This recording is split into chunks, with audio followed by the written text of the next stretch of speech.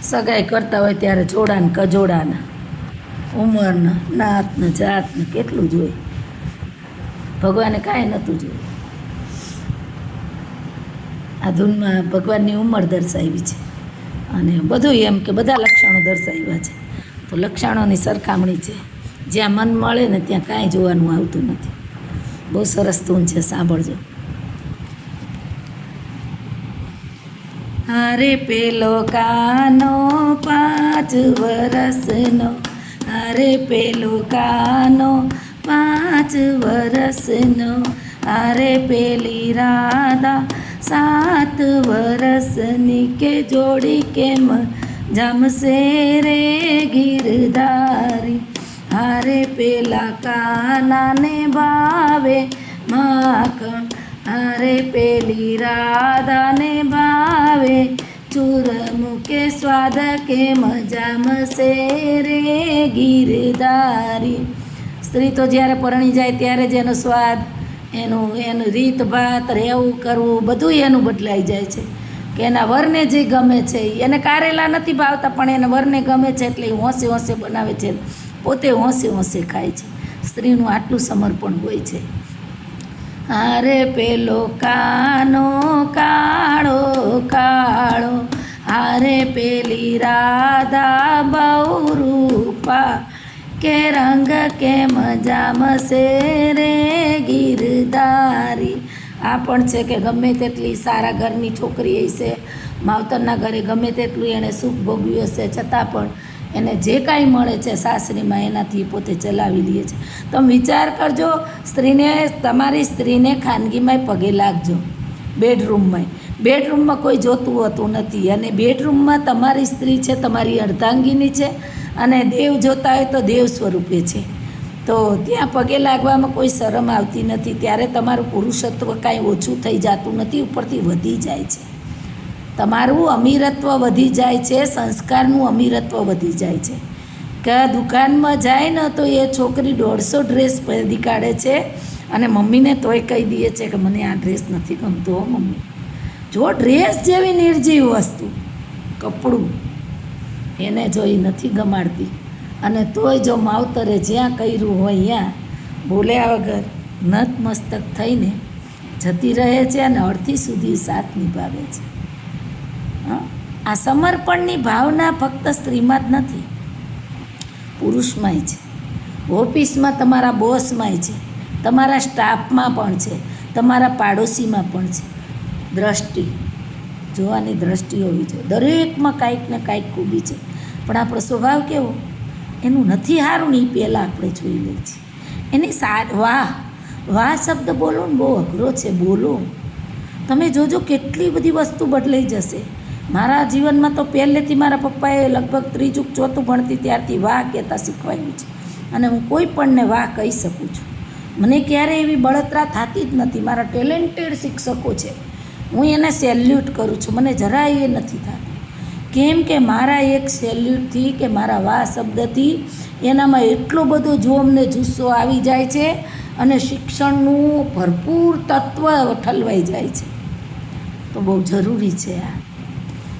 હારે પેલો કાનો કાળો કાળો, હારે પેલી રાધા બહુ રૂપાળી, કે રંગ કેમ જામશે રે ગિરધારી. હારે પેલો કાનો બંસરી બજાવે, હારે પેલી રાધા કંજરી વગા, કે રાસ કેમ જામશે રે ગિર. કાનાની બંસરી આખા જગતમાં સદીઓ સુધી આમ અમર થઈ ગઈ, પણ રાધા એટલી સંગીતવાળી. જ્યારે રાધા રાસ રમીને ત્યારે રાધા કૃષ્ણ કહેવાણું અને કાનાનો રાસ પ્રખ્યાત થયો. પણ રાધાના રાસને કોઈએ કે રાધાના સંગીતના સૂરને કોઈએ યાદ કર્યા નથી. આનું નામ પુરુષ સ્ત્રીનો ભેદભાવ છે. એવા સમયમાં હતો. હાલો આગળ. આ તો બધાને આવડે છે, બહુ સરસ છે. ચોરી ચોરી ચોરી ચોરી માખન ખાઈ ગયો રે યશोदाનો कन्हैया, मैंने उसे पूछा लल्ला गाँव तेरा क्या है, है। मैंने उसे पूछा लल्ला गाँव तेरा क्या है, गोकुल गाँव बताई गयो रे यशोदानो कन्हैयो। मैंने उसे पूछा लल्ला नाम तेरा क्या है, मैंने उसे पूछा लल्ला नाम तेरा क्या है। આ તો તમે ઢોલ ને પેલી ખંજરી ને ઘૂઘરા ને મંજીરા સાથે ગાઓ ને એટલે તો એટલી જામે ને ધૂનારી। માધવ નામ બતાઈ ગયો રે यशोदानो कन्हैया। मैंने उसे पूछा लल्ला काम तेरा क्या है, मैंने उसे पूछा लल्ला काम तेरा क्या है। माखन चोर बताई गयो रे यशोदानो। માખણ ચોરતા હતા ને કાનૂન, માખણ ચોરવું એ આખી અલગ વસ્તુ છે ને એની ઉપરથી એક જોક્સ યાદ આવ્યું કે રેડ પડી તો પોલીસ મા બાપ બેઠા હતા ને છોકરા બેઠા હતા ચા એ કે આ શું કરે કે એન્જિન ને ઓલો શું કરે કે ડૉક્ટર, ઓલો શું કરે કે ઓલો, અને આ ચોથો કે ચોર, એના માટે પોલીસ આવી તો કે ભાન નથી પડતી આ ચોરી કરે પણ કે ઘર એ જ હલાવે, ઓલા તન બેકાર બેઠા। એટલે ચોરી કરવી એ ઘણા માટે આશીર્વાદ રૂપ હોય છે। હવે આ ગુરુવારની ધૂન છે, ગુરુદત્તની, બહુ સરસ છે। રંગ અવધૂત રે રંગ અવધૂત, નારેશ્વરનો નાથ મારો રંગ અવધૂત। દત્ત અવધૂત રે દત્ત અવધૂત, અંસુયાનો જાયો મારો દત્ત અવધૂત। પછી આ મેં શુક્રવારની પ્રાર્થના તરીકે લીધી છે ને ધૂન પણ છે, નાની છે પણ બહુ સરસ છે। પેલા મોરલાની પાસ બેઠા શારદા જોને, આપે વિદ્યા કેરું દાન માતા શારદા જોને। જે તુજ મંદિર આવે તે ફૂલની માળા લાવે, જે તુજ મંદિર આવે તે ફૂલની માળા લાવે। માળા કંઠે સોહાય માતા શારદા જોને, દિશે મંદિર કેવું જા સ્વર્ગ ભુવન ના જેવું, દિશે મંદિર કેવું જાણે સ્વર્ગ સદન ના જે। પૂરે ભાવના ઉભરાય માતા શારદા જોને।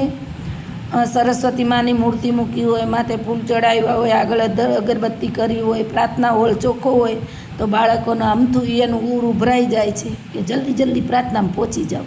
તો અહીંયા સ્વચ્છતા પણ ખૂબ જરૂરી છે। તુજ બાળકડા ઘેલા મેં ભણીએ વહેલા વહેલા, બાળકડા ઘેલા મેં ભણીએ વહેલા વહેલા। અમને ભણતા આનંદ થાય માતા શારદા જોને, પૂજન કરીએ પ્રીતે ચાલો રૂડી રીતે, પૂજન કરીએ પ્રીતે ચાલો રૂડી રીતે। વીણા હાથમાં સોહાય માતા શારદા જોને, પેલા મોરલાની પાસ બેઠા શારદા જોને। એમનું વાહન ને એમનું શસ્ત્ર વીણા છે, વાહન એમનું મોર છે, એમનો કંઠ એમ કે મધુરો છે, આ બધું આપણે કહી શકીએ। પછી આ તો બહુ સરસ છે, રસના એટલે જીભ। પહેલું આ સમજાવજો કે આમાં રસના શબ્દ છે એટલે જીભ, જીભનું કામ શું છે જોજો, બહુ સરસ છે હો। તુમ બોલો મેરી રસના હરી રે હરી, તું નાનેથી શીખવાડો બાળકોને હરી રે હરી બોલતા, કે ભગવાનનું ભજન કરતા। રોજ હું માળા કરાવું છું, હું ચોથું ભણતી ત્યારથી મારી મમ્મીએ શીખવાડેલી છે માળા, તો બાળકોને મેં શીખવાડી જ છે કે દિવસમાં એકવાર એક માળા કરો તમે। તુમ બોલો મેરી રસના હરી રે હરી, તુમ બોલો મેરી રસના હરી રે હરી।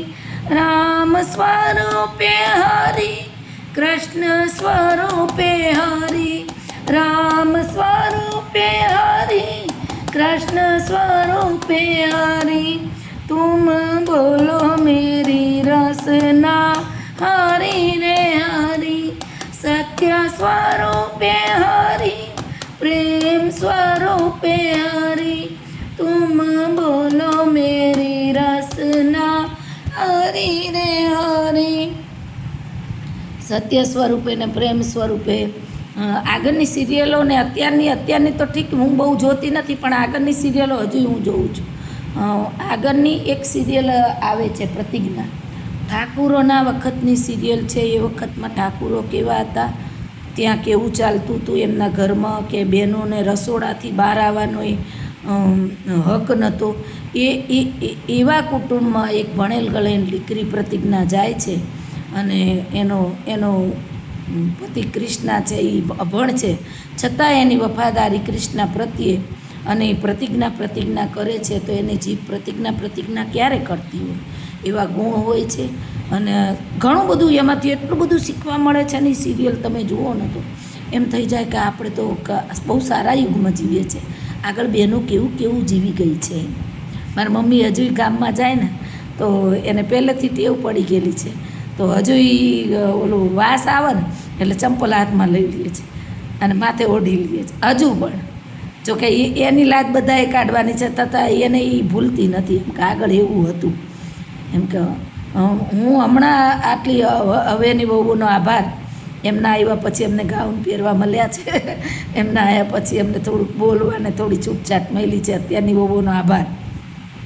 બાકી રસોડામાંથી બહાર આવવાની છૂટ નહોતી. એટલું આપણે પણ વેઠ્યું છે.